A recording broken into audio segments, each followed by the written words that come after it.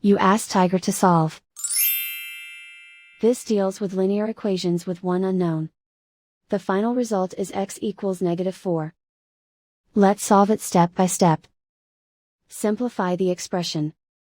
Expand the parentheses. Simplify the arithmetic.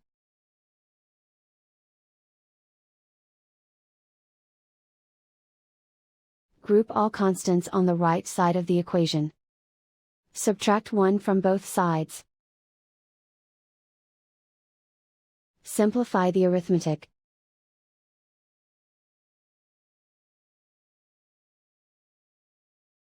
Isolate the x. Divide both sides by -4. Cancel out the negatives. Simplify the fraction. Move the negative sign from the denominator to the numerator. Find the greatest common factor of the numerator and denominator.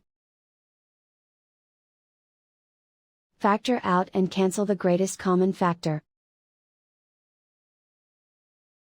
And so the final result is x equals -4.